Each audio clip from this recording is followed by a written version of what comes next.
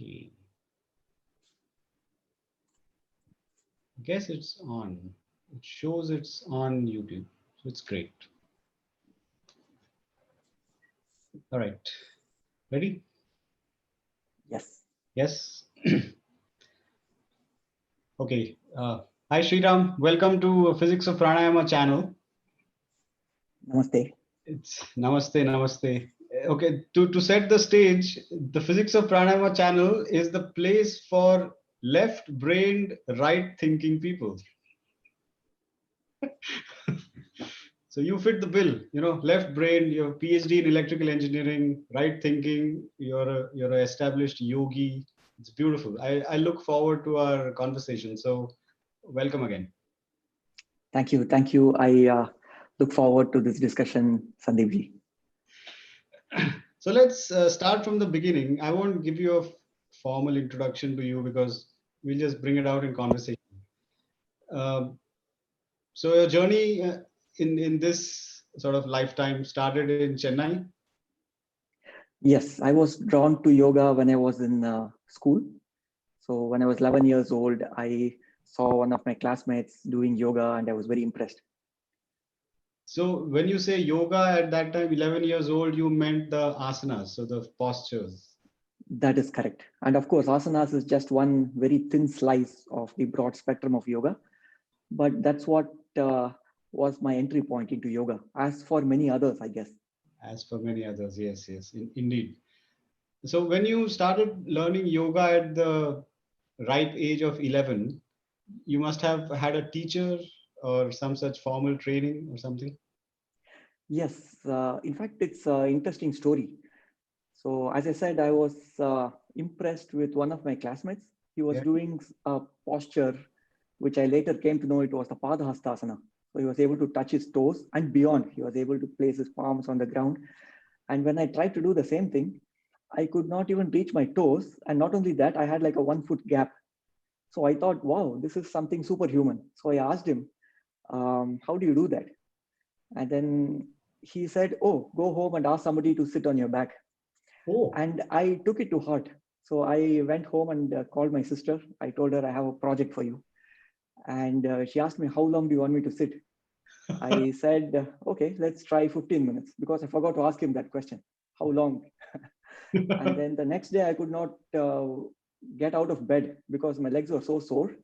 Yeah. So I decided, okay, it's time to formally learn yoga asanas. And that's when I met his teacher and I started learning from him.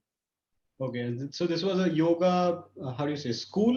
It was a yoga, it's a proper place where you go and learn yoga in this space. That's correct. My teacher, his name was Yogacharya Subramanian, and I learned from him for 14 years. So he had a yoga school by name Yoga Alayam, the Temple of Yoga. And the way he teaches is he admits students only who learn from him for a long time, several years. It's not like a weekend thing. So he first made me promise that I will study with him for a long time. Yeah. And that's when I was able to appreciate that yoga is more than just touching the toes.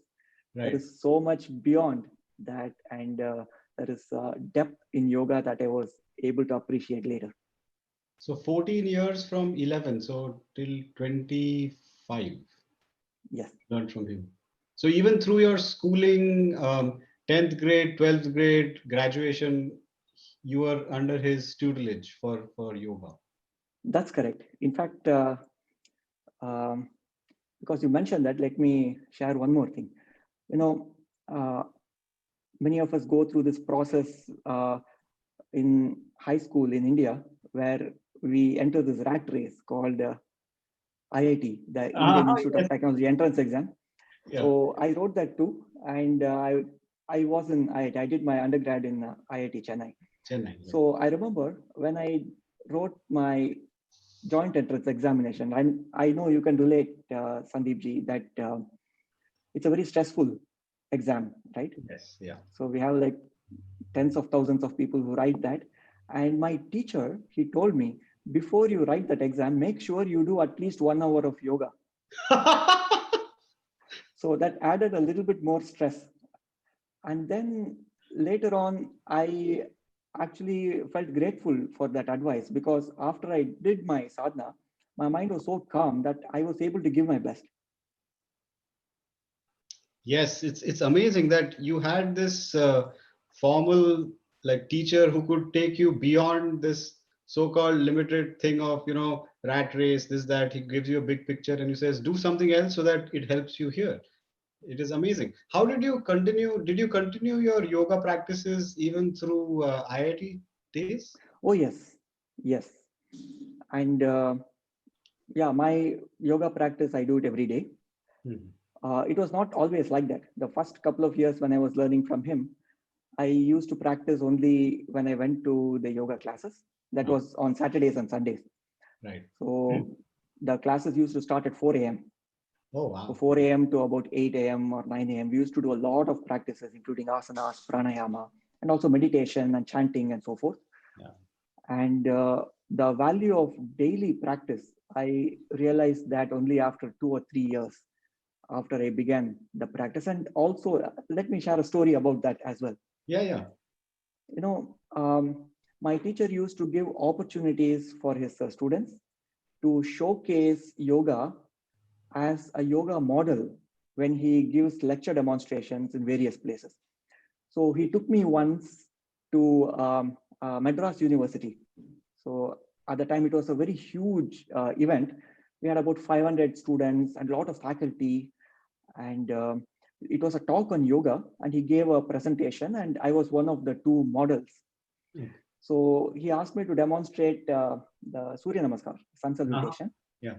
And after that, people were quite impressed with the flexibility, because by the time I had a little bit, acquired a little bit of flexibility, and I got a big applause. And my teacher, he knew that I don't practice every day at that point. So he looked at me and said, "Do you know what is the secret behind his excellence in asanas?" He said, "Because he practices every day." And he looked at me on stage and said, "Is that right?" Oh, And on stage, I didn't know what to say. I just nodded my head, and I felt very guilty because of that. And I decided, okay, from today at least I will honor that statement and do my daily practice. oh, yeah, yeah. Wow. He seems like a teacher with a keen insight into the mind of his students, Yes, and just a little bit words here and there, it makes a big impact on the student who's perceptive. Yes, for sure. correct. So through the IIT days, I mean, I remember my IIT days. Okay, in the beginning, couple of weeks, you got ragged. Did you guys get ragged? Oh, yes, that was Oh yeah. part of the experience. That's part of the year. And then you get into your routine, and then it's the whole thing about getting up at 7:30, having breakfast, the 8 o'clock lectures, whatever, 8:30. How did you fit in your yoga practices? Were you staying at hostel, I'm guessing, right? You were staying at hostel? Yes, I was in the hostel and I used to fit in my yoga practice. Sometimes when there are deadlines, my sadhana would be in the evening. I used to practice in the evening, but ideally, I prefer to do my practices in the morning. Morning. And even if it's very early in the morning, I make sure that I do it. But of course, there are some times where I have to do it in the evening. Yeah, yeah. And so in IIT Bombay, we had at least the luxury of, at least at that time, we had a room to ourselves. So in Chennai, it was also a room to yourself. Correct, So your yoga practice was in your room correct. with the door open or closed? I usually close my door because I didn't want to attract some attention. Right, right, yeah. But in IIT Madras, we also had a yoga club, Oh, and I was pretty active in that. I was the secretary of that yoga club for about a year, and we right. had many activities there. I remember as part of the club activities, we also invited eminent yogis to give presentations, and once we invited the legendary BKS Iyengar. So he came to IIT Madras and gave a lecture demonstration. From Pune. Yes. Yeah, yeah. I was fortunate enough. I mean, when I was growing up in Pune, BKS Iyengar school was like 15 minutes on a motorcycle from my house to him. but I never even went. I used to go on that street and we used to see BK Iyengar school, but I never ever took that right turn into his gate. I just went past it.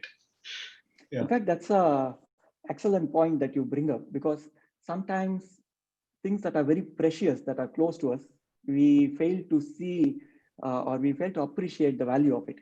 Yeah. And once we are far from it, like once we come out of India, I guess we are able to appreciate the culture and the gifts like yoga that it has for the world.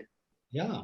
In fact, I tell you, when I was at IIT, I had the opportunity to do these things right from the beginning. I mean, imagine Dinesh Kashikar and I, we were in the same hostel next to each other room. Baba was at the same time there. Godke was at the same time there.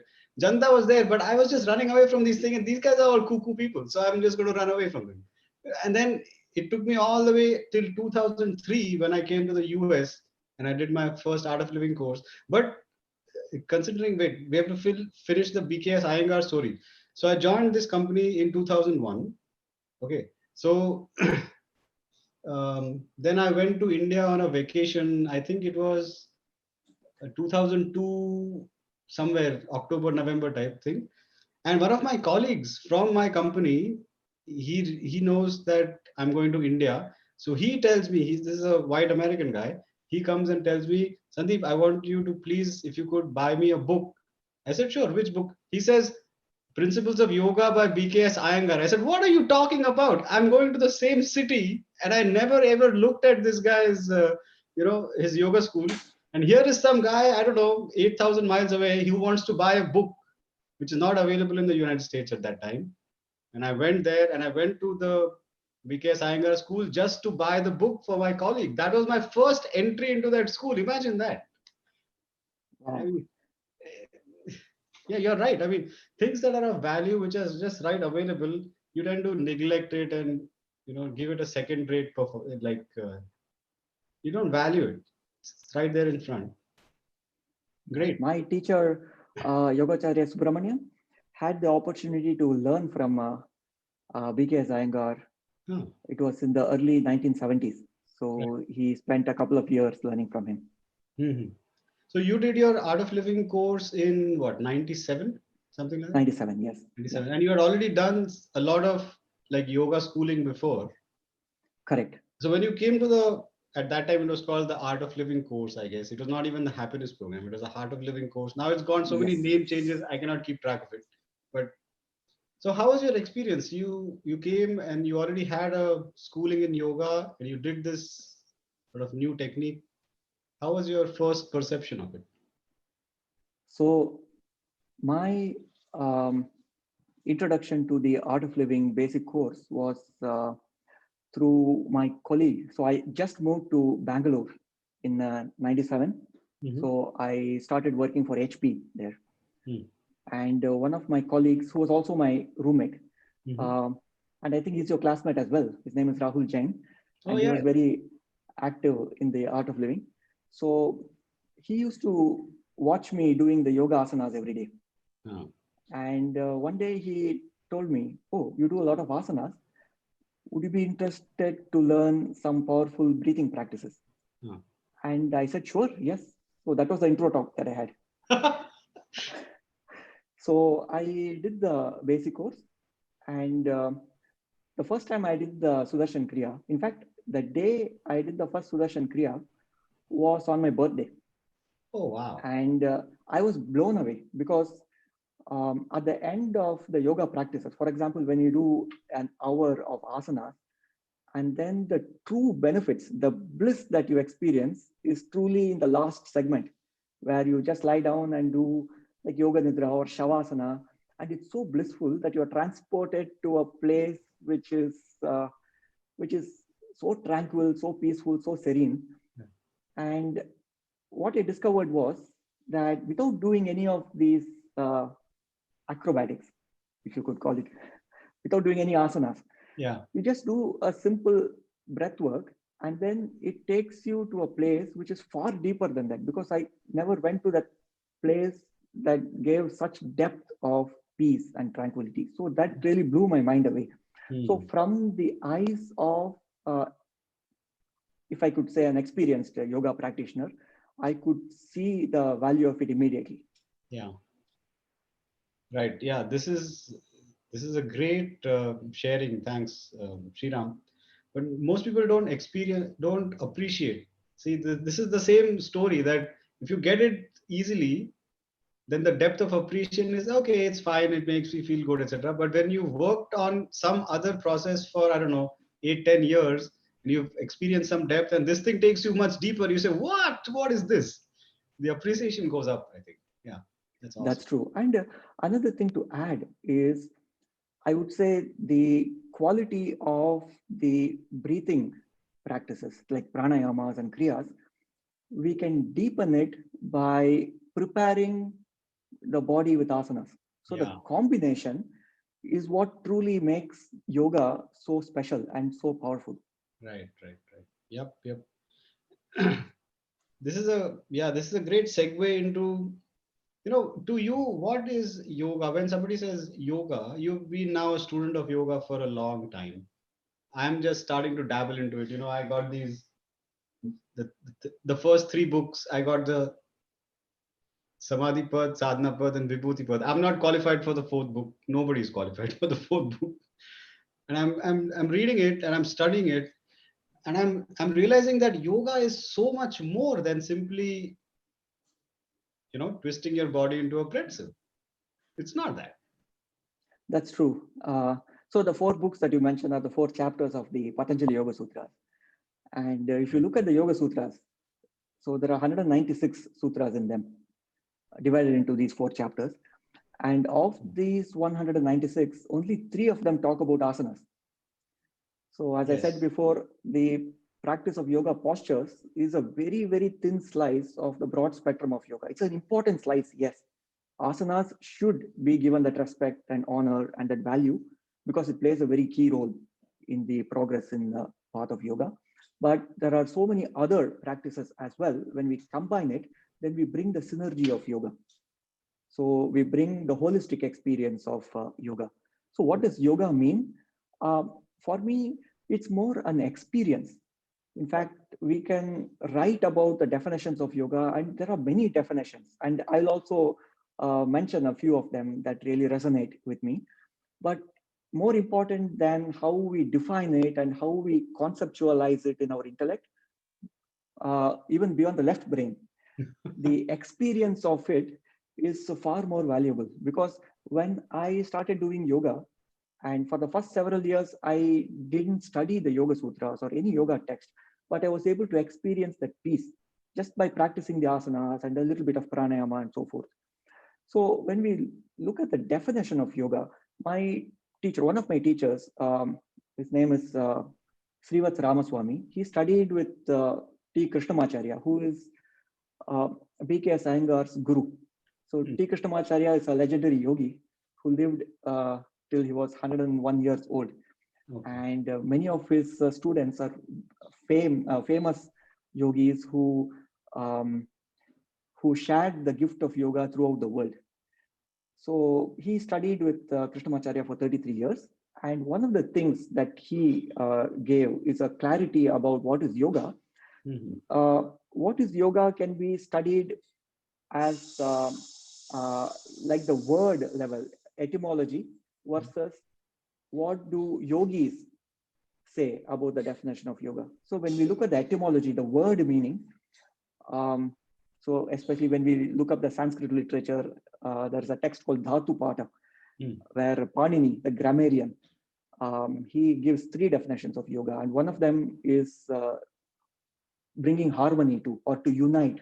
And that is perhaps the most common definition of yoga that people appreciate. To unite is yoga. Yujur yoge, to unite. And there are two more definitions that he gives. The second one is to bring equilibrium to the mind, yuja samadhav. And a third definition is yuja samyamana. Samyamana or samyama is complete control of the mind. So three definitions of yoga, and all three are the same thing but reveal different facets of yoga. Right. And then, of course, the great yogis like Patanjali defines yoga as chitta vritti nirodha, where you silence the turbulence or the agitations of the mind. Of the mind, yeah. And see, in this definition, you don't have the union aspect of it. No. Patanjali doesn't say about uniting this and that. He just says calm the mind. Yeah. So there are different facets of the definition of yoga. Bhagavad Gita has varieties of definition. Samatvam yoga uchyate, which is equilibrium is yoga, or karma sukha kaushalam, which is excellence in action. Action, yeah. Or skill in action is yoga. And then Yoga Vasishta gives a definition. Yeah. Manah prashamana upayaha, the methods or devices that we use to calm the mind is yoga. And one thing that I've seen consistently in all these definitions is all the yogis talk about yoga as something that transforms the mind, not the body. Right. And that was very interesting to me because most people's first introduction to yoga, including for myself, was yoga for the body. But then we do yoga for the body because we cannot directly control the mind. Yeah. So it's indirectly we first bring stability and comfort to the body, and then it's easier to deal with the mind. Right. Yeah. So if you look at like the Yoga Sutras of Patanjali, he talks about postures, asanas like that. But then he doesn't say much about it. He just, so from, if you had to start from Patanjali and then draw a dotted line to the source text of yoga, where would you draw that line to? Where would you go? That's an interesting question. So if you look at the Yoga Sutras give 3 streams of practices. Yes. And the first stream, which is what you find in the first chapter of the Yoga Sutras, called the Samadhi Pada, the first book that you mentioned. My teacher used to say that the first stream or the first chapter is for advanced yogis. Yes, he's going in the backwards. I think Patanjali is writing the book as if the movie Memento. He's going from the end to the beginning. Exactly. Because he doesn't want the people who are already ready for the ultimate experience of yoga to wait till everyone catch up. Right. Okay, let's deal with them first. Let's graduate them first. Correct. And then come to the beginning students of yoga. Yeah. So when you look at the first stream of practices, they're all mental. Or yes, it is Abhyaasa. For example, exactly. Yeah. For example, visualize yourself as light. Jyotishmati, Vishokava Jyotishmati. There is a sutra like that. Or think of people who are inspiring to you. Vitaraga Vishayam Vachittam, like that. Correct. So all these are mental practices. The second stream that Patanjali presents in the beginning of the second chapter in the Sadhana Pada is the Kriya Yoga, yoga of action. Yeah. And my teacher used to say that this is actually for the beginning students of yoga, because Kriya or action that you do with the body is something easier than controlling your thoughts. So Kriya Yoga is the second segment or the second stream of practices. And the third stream is Ashtanga Yoga, which is the 8-limbed yoga, which combines Kriya Yoga and the Samadhi Yoga. So it's a holistic system. And in the Ashtanga Yoga, in the 8-limbed yoga, Asana is the third limb. It's not a step, it's a limb. Because all of them have to be practiced together. And so Asanas is just one of the 8 limbs. And if you had to, as you say, extrapolate, put ... and see where it leads to, right? So Patanjali does not give any specific examples of asanas. All those come in later texts. Patanjali gives those 3 sutras. He defines what is asana. He says how to hold asana. And then one sutra, one line of the core benefit of doing asanas. That's all he says. That's all he says. Core benefit, yes. In fact, he does the same thing for pranayama also. He just writes it in 3 sutras, khatam. Like five sutras, perhaps to suggest that pranayama is more important than asana. Yeah, 5 sutras, right. And so where do you go? Like because the Hatha Yoga, like I don't know where to go. If you have to start from Patanjali, you say, all right, now I got to dig into the Yogasana postures.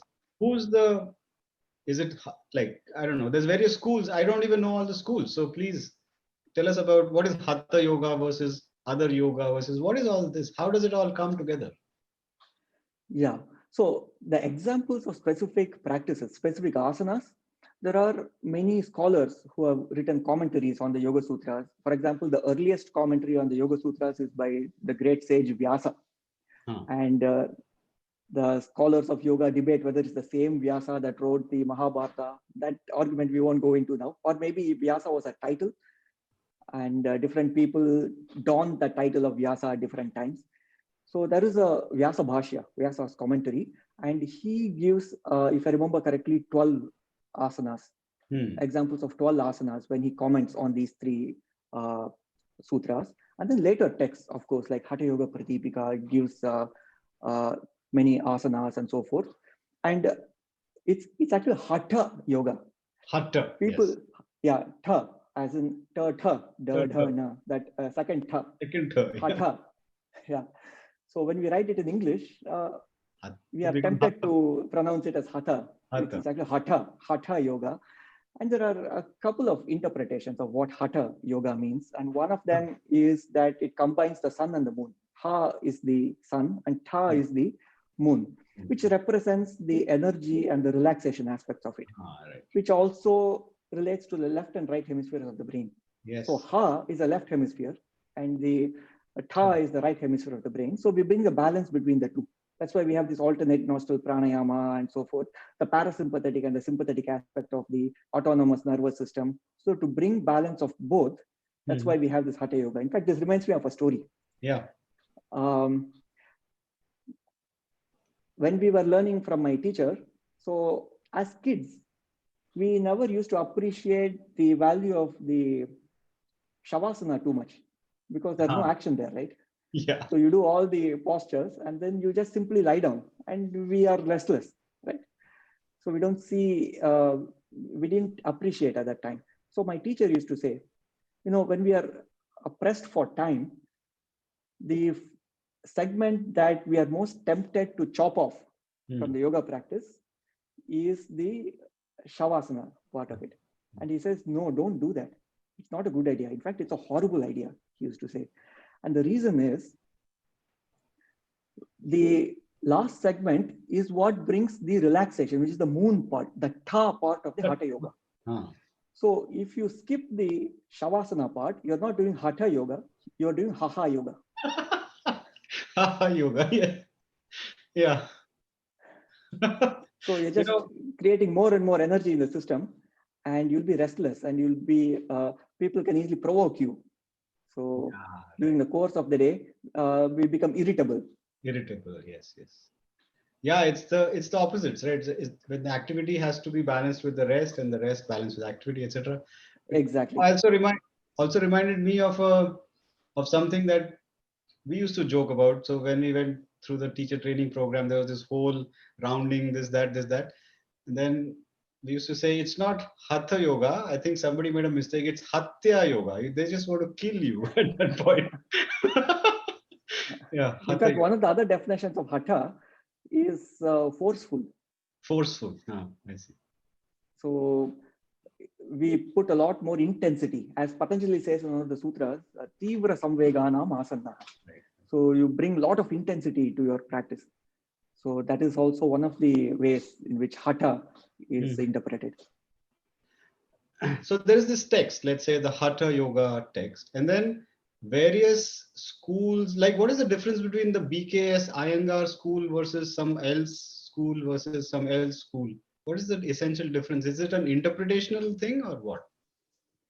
Yeah, so the different branches of yoga that we see in terms of, so here we are talking about branches of yoga in the asanas and pranayama. We're not talking about say bhakti yoga or jnana yoga. No. So among the different branches of asanas and pranayama, we have a variety of schools that emphasize different aspects of the practices. For example, the Iyengar system is renowned for the precision. They are very precise in their instruction, how to precisely align the body and so forth. Let me give an example. My teacher, as I said, he learned from BKS Iyengar for a couple of years. And one of the things he used to do that he learned from BKS Iyengar was when we do the Shirasana, which is the headstand. Headstand, yeah. So in the headstand, we need to put the pressure, we need to place the fontanelle, the top of the head on the ground. So if we place the contact of the top of the head to the ground in a different place. So how do you find out that?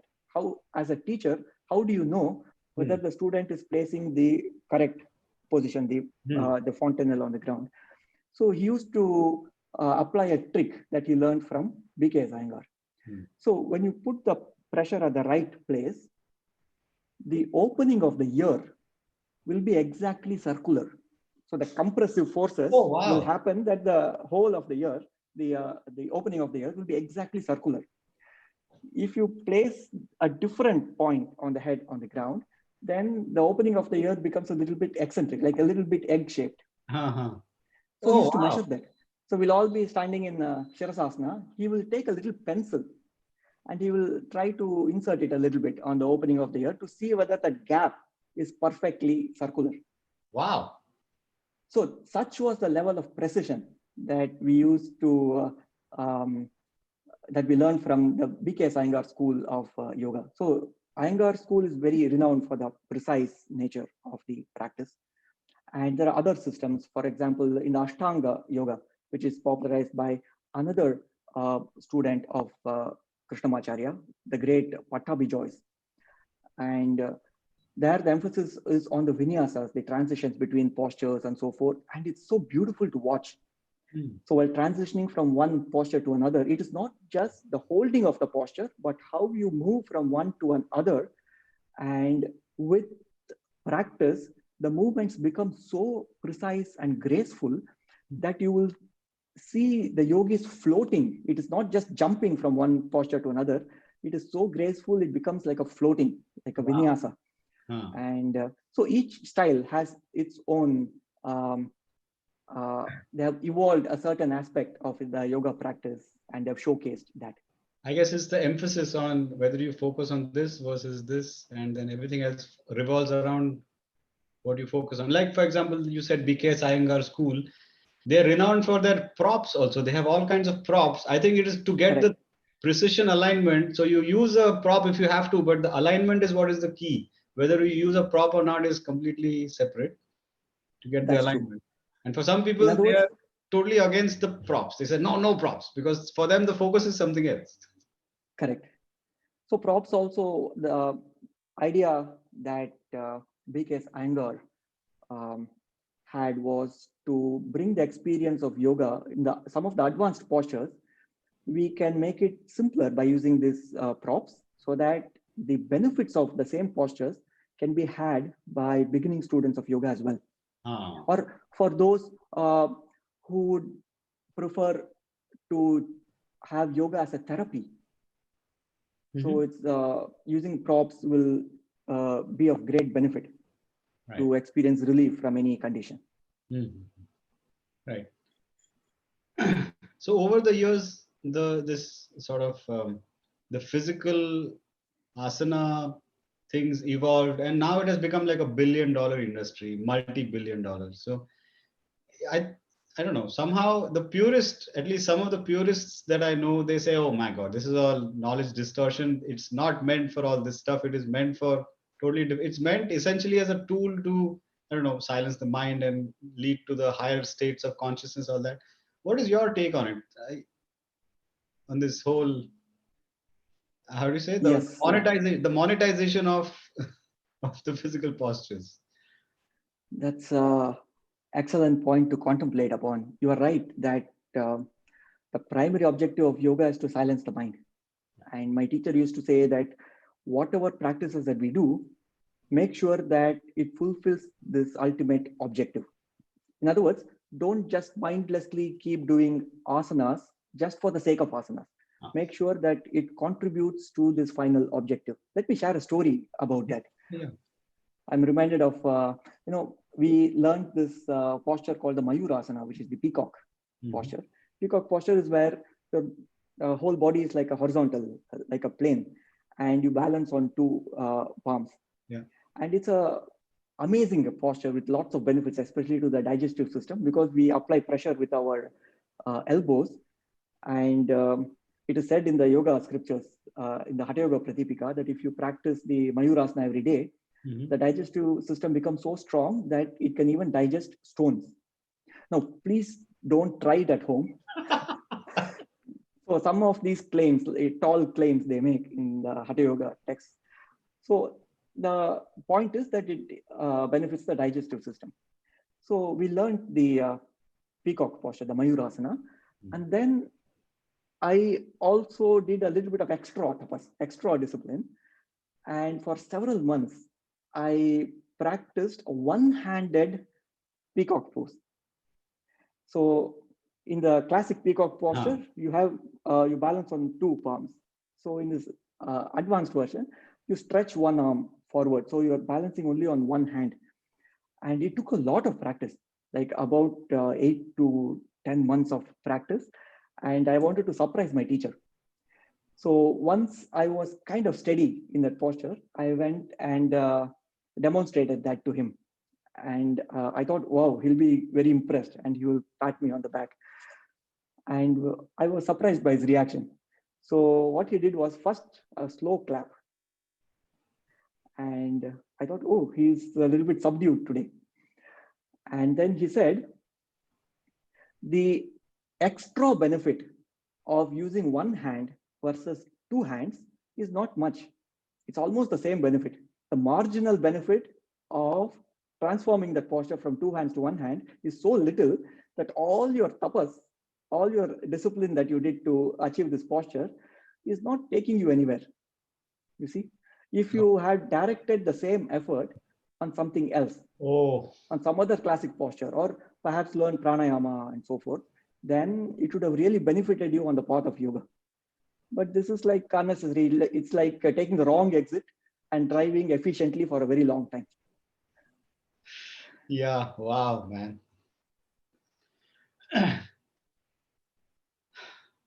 Seems like, from what I'm hearing, seems like a lot of wisdom is required to interpret the text and transmit it in an undistorted manner to, let's say, your student and onwards to their student, etc.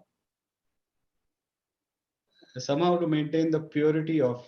So is there like a lineage in yoga, like how there is a lineage of masters like that? Is there like a lineage of yoga, and does it need to use a loose term, a master or a guru or something? Is it needed or no need, as long as you maintain the purity of the transmission? In my experience, the most profound learning for me has happened in the presence of masters. In other words, they were able to convey something beyond just what we can read in a book. So it's not just the words that we read or words that we hear. Somehow that presence, there is something extra that comes by watching someone who's living that wisdom. Mm-hmm. And that has been of extreme value for me.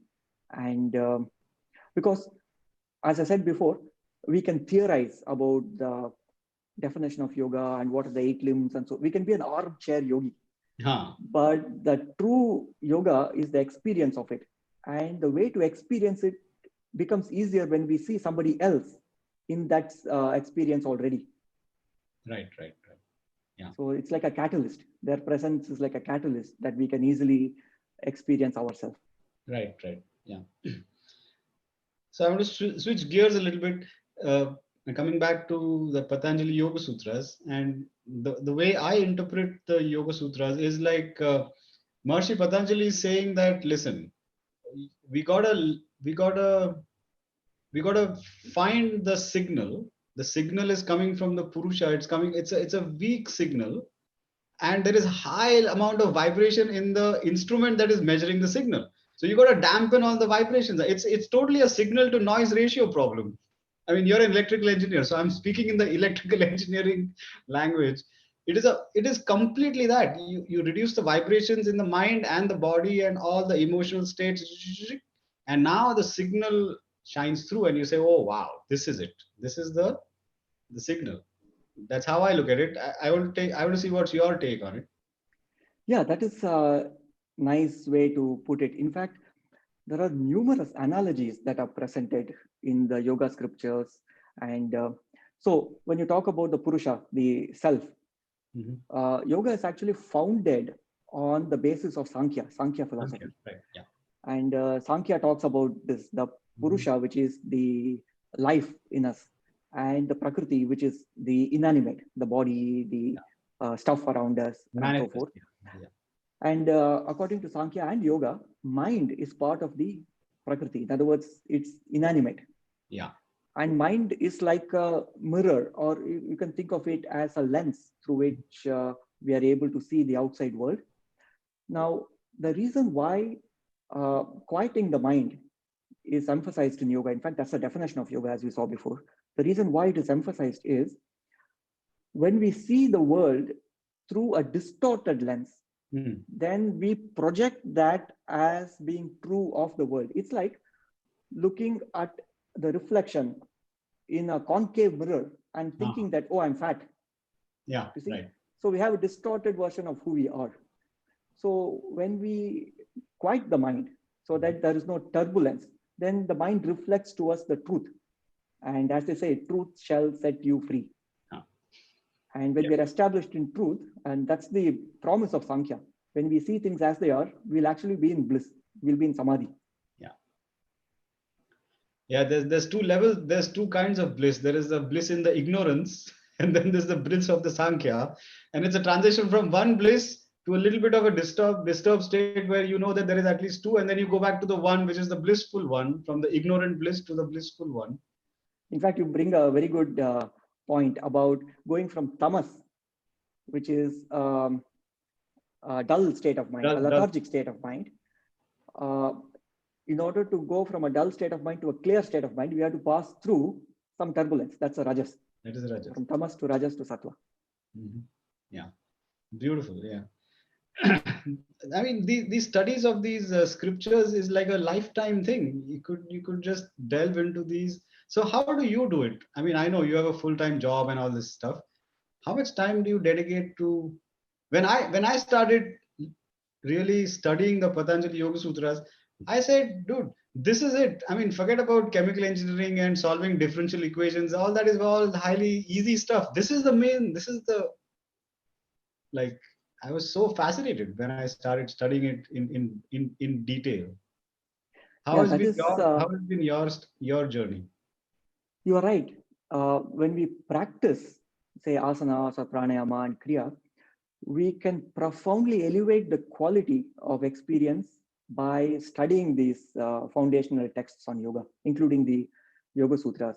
So what I did, of course, I have listened to my teacher giving talks on the Yoga Sutras, and of course the Sri Ravi Shankar's commentaries on the Patanjali Yogasutras.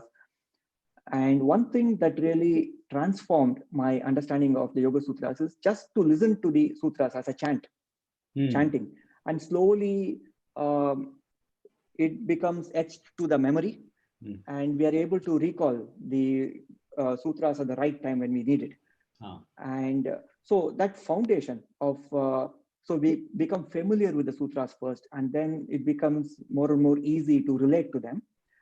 And we are able to appreciate that it's not just a conceptual knowledge, because we're practicing as well, we are able to relate to it much more. Yeah.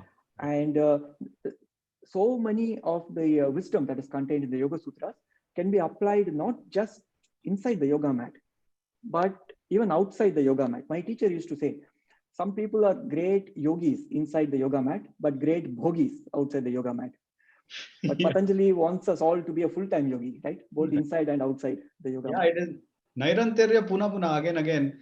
Nairantarya means not only when you're doing your sadhana, but more importantly, when you're not doing your sadhana, or whatever you define as your sadhana, that is where the Nairantarya is.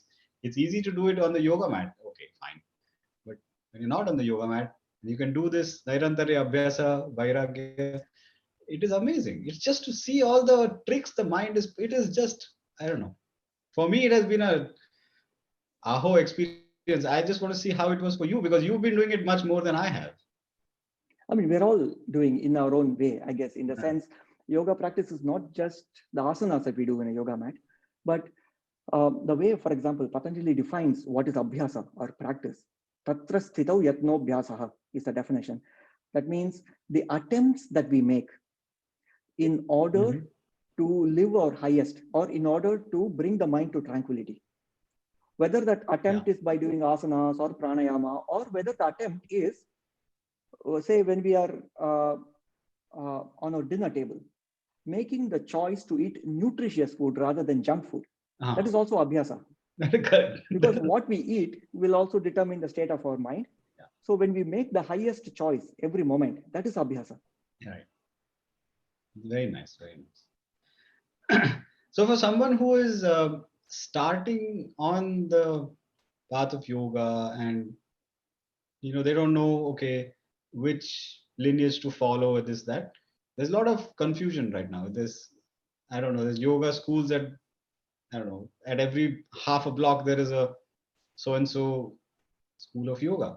What would be your advice to somebody who has no idea of all this stuff and he wants to get to the right thing without wasting time? What would you say to them? Yeah, first of all, I would say yoga has so much to offer. So let's get to the how to pick the correct school. We'll park that for the moment. Yeah. Yoga has so much to offer because there are so many unique aspects of yoga that you don't find elsewhere. One thing that we already saw was it's a holistic aspect. It not just brings discipline to the body. It is not just a body practice, but also we engage the breath and we also engage the mind in meditation and so forth. So it's truly a holistic practice. But even if you look at the physical benefits alone, just the asanas alone, even within asanas, the practice of yoga is very unique because it engages all parts of the body. If you look at some forms of exercise, of course, all forms of exercise are beneficial. Some forms of exercise engage only specific muscle groups. For example, if we do walking every day, it's a great exercise, but we are using the same muscle groups, right? Whereas in yoga, they call yoga as the sarvanga sadhana. That means the full holistic practice for the body and for the entire system. So it's a well-rounded practice. Yeah. So in the practice of asanas, you will see stretching of the muscles and then strengthening of the muscles, and also practices to massage the internal organs, the vital organs of the body. For example, the practice of bandhas, locks. Yeah. So when we lock, it applies useful pressure to the organs of the abdominal cavity and the thoracic cavity, and it benefits the heart, the respiratory apparatus, and it benefits the stomach, the kidneys, the spleen, the liver, and so forth. Yeah. And all these are well researched and documented as well. So there are many practices within yoga asana. For example, inversions. Inversions you don't find in many other systems of practice. Inversion is very interesting because usually we have to gravity acts like a resistance, because when we stand upright, our heart is actually 2/3 of our way up from the floor. Yeah. So the blood circulation from the lower extremities, from the feet, have to work against gravity to reach the heart, right? So it has to work against gravitational resistance. But now when you do topsy-turvy, like Shirasasana or Sarvangasana and so forth, then we use gravity to assist you rather than to offer resistance. So like that, it uses all kinds of these tricks. And there are so many aspects that are very unique to yoga, like mudras, bandhas, and even the fact that yogis have discovered the left and right nostrils have something different. I mean, can you imagine the silence that is needed in the mind to appreciate this nuance? This is just amazing. The mind has to be so quiet in order to sense this difference. So yes, for beginning students of yoga, yoga has so much to offer. And let me also add one more thing. Even a little bit of yoga practice, even simple, you don't need to stand on your head, even very simple practices. For example, breath body synchronization. So raising the arms up as you breathe in and raising lowering the arms down as you breathe out. Very simple. Doing it very slowly with the attention to the breath, synchronizing them, has a lot of benefits to offer. Simple practices are also very effective. Let me share a story about this. So the very first Sri Sri Yoga course that I taught, it was way back in 2002 in Houston. And it was a very interesting course because we had a wide range of participants from different backgrounds. So the youngest student in that course was 16 years old. And the oldest student in that group was 82 years young. Wow. So after the second day, what happened was we did the Shavasana, the final relaxation. And then once I gave the instruction for everyone to open their eyes and sit up. So this lady, 82-year young lady, she continued to be in Shavasana and she was snoring, in fact. So she was sleeping. She was in deep slumber and I didn't want to wake her up. So I just stayed there. So I stayed there for 15, 20 minutes and suddenly she woke up. And then she was so happy. So she came running to me and said, wow, this is the first time in 30 years that have gone to sleep without sleeping pills. Wow. So that was an eye-opener for me because we didn't do any crazy asanas. We didn't do any advanced or even intermediary postures. Very simple practices had such a profound impact on the system. So it really deepened my appreciation for yoga. Mm-hmm. Oh yeah, that's amazing. I want to take you up on this thing you said about the importance of inversion. Okay, the body inversion has a lot of benefits, etc. It is just making sense to me now, but okay, so I should give you fair warning that most of my knowledge comes from the movies. Okay, I watch the movies and I say, this is what it means. Now in Batman, when the guy breaks his back and they put him in that well, those guys, they strap him and then they invert his body so that the healing process becomes faster. I mean, they totally took it from the concept is right. The healing process accelerates when the body inverts. Same thing, Bruce Lee also gave a lot of emphasis on inversion. If you look at the Bruce Lee, how do you say, the biography, his thing is about the Wing Chun, etc. The inversion is far critical. But I'd like to ask you one more thing, Shriram. I watch these movies, okay? So let's say Ocean's 13 or some such, where they're robbing a bank and all this kind of stuff. There is this one guy in the whole Ocean series, this French guy. He's a thief and he does all these funny, what looks like yoga asanas, etc. But his whole thing is to be able to distort and contort his body so that they don't break the laser line, so that they don't trigger an alarm, etc. When you watch these, do you think, what the heck is all this stuff? Does that go through your head like when you watch it in the movies? That's interesting because the practice of yoga does give a lot of powers. In fact, that's the third book, the third chapter of the Yoga Sutras. Patanjali talks about the vibhutis, the vibhuti pada. Yeah. And so just like anything that is powerful, the power can be used to bring benefit or to bring detriment, I guess. For example, they say Ravana was a great yogi. Right. But then all the yogic powers was misdirected. So in fact, they say that we need to watch out for people who are powerful, but misusing that power rather than people who are not powerful because they won't do much damage, right? So that's why perhaps Patanjali in the Yoga Sutras, he lists the yamas and niyamas, the ethical foundations of yoga right in the beginning of Ashtanga Yoga, the ethical principle, living a life of honesty and integrity and non-violence, ahimsa, and then satya. And then, so all these foundations for ethics is first established, and then we can make progress in the other limbs of yoga.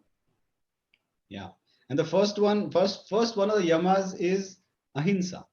Is the first one. And when I studied the yamas, I said, oh my God, I'm failing on the first one. Forget about it. I don't even need to read anything else because I already failed. Because there is so much. When you look at ahimsa as a clean sheet, I mean, I won't qualify as ahimsak, even though I'm a non-violent person, but there have been instances of high violence, at least on the level of the mind. I think, Sandeepji, you are just being too hard on yourself.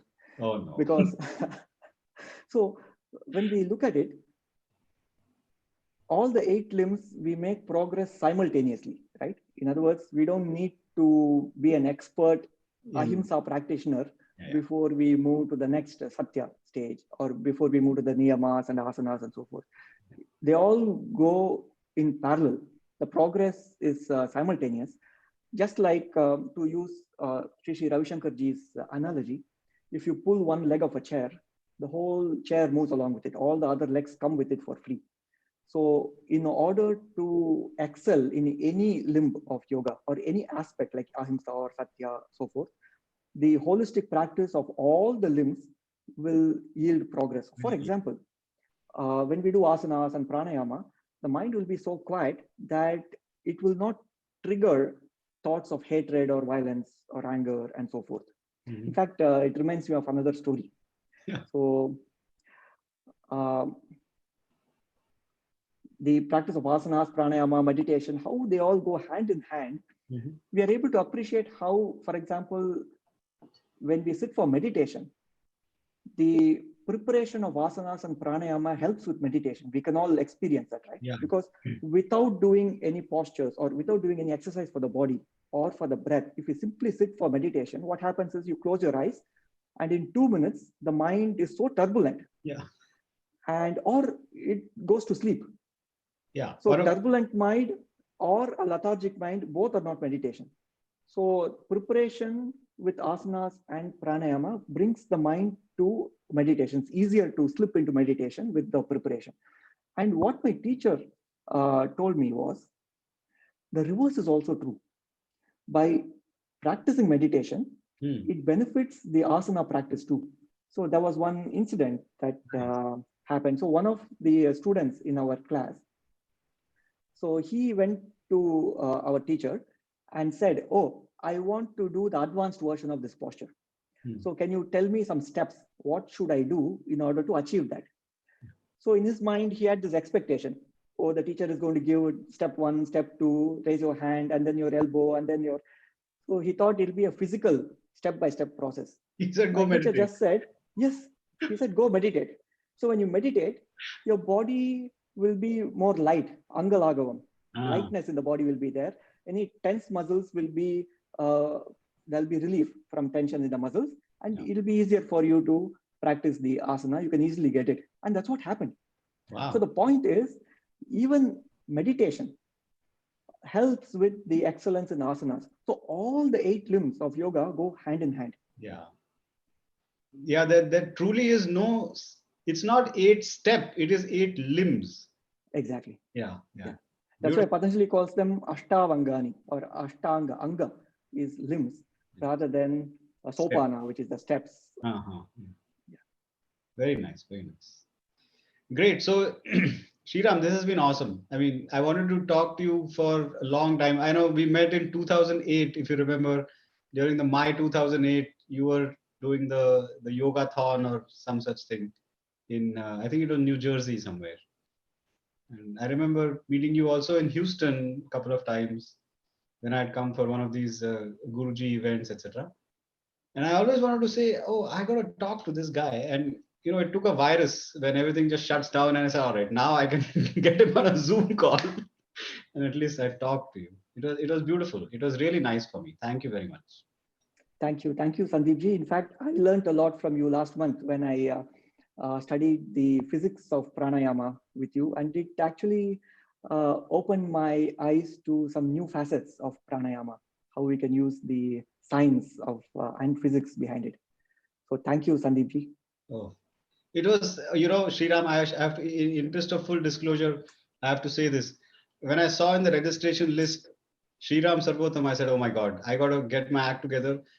And then it was a little bit of a pressure thinking, oh my God, this guy, he really knows his stuff. I can't just like talk some airy fairy things. I usually don't talk airy fairy things anyway, but just having you on that physics of pranayama session was a big honor for me to say, okay, I'm going to explain something to Shriram, which hopefully makes sense to him. You know, I'm glad that the pleasure and honor is mine. I learned a lot.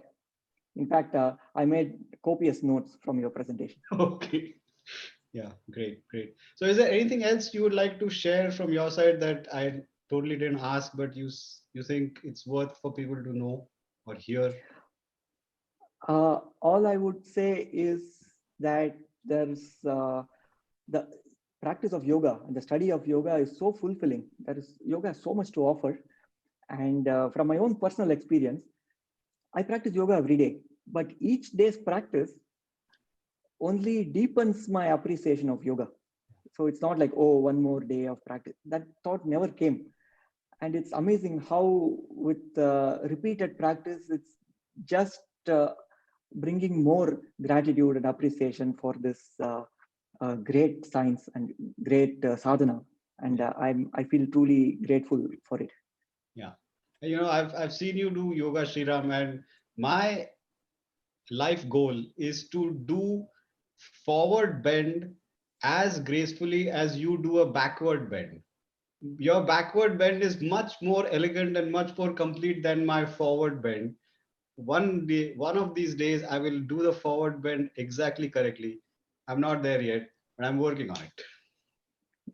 Of course, that is not the goal of yoga, but yeah, with the practice, we can bring the lightness and the agility to the body. Yeah. Okay. In fact, it reminds me of one of the definition of health. Perhaps this is, I'll just sneak this in. So one of the definition of good physical health that yoga and also in Ayurveda you find is when you forget your body, you're healthy. So in other words, we become aware of our head only when we have a headache. Right. So when we forget the body, and how can we forget the body when we bring lightness to it? So all these practices help with that. Yeah. So one question that I totally forgot. I meant to ask you, but it just slipped my mind. It's coming now. The sun salutations, they are a set of 12 postures, but people do their own thing. I mean, a couple of postures they flip around or they add some, I don't know, child's pose, this, that. What is the undistorted version of sun salutations? Could you explain? And how these Yeah, distortions have come, or are they even distortions? I don't even know if they're distortions or not, but you are correct. They are not distortions because each school of yoga have their own flavor of the sun salutation. So the 12 postures that you see is common to many schools, but there are other schools that add, for example, Pattabhi Joyce's Surya Namaskar looks very different than the 12 steps. Of course, there are a lot of commonalities, but with all the flow from one posture to the next, and the exact sequence of postures is slightly different. I guess they're all different flavors of the sun salutation. And from what I've read, the sun salutation is actually a later introduction to yoga. It's more recent. I think it's only a couple of 100 years old. And in terms of the history of yoga, that's very recent. it's a just newbie. born. Yeah, just born. So it's a very recent introduction to yoga. I see. Awesome. Sriram, thank you very much. So grateful that you could, take out 1 hour of time and we could have this chat. But I'd like to make you one request that this is not the last time you come on Physics of Pranayama. We bring you back and we talk of specific aspects because I'm sure after this session, there's going to be a lot of interest. Oh, you should have asked him this, you should have asked him that. I'll take all the blame on me because I've not even looked at any of the questions that are coming live. I have no time for all that. All those questions, we will, bring them together and hopefully you agree to come back. Oh, yes. I look forward to it. I really enjoyed this discussion today. And yes, let's definitely have a sequel or many such sessions in the future. Yes, definitely. Thank you, Shriram. Bye. Thank you. Namaste. Jai Gurudev. Yes.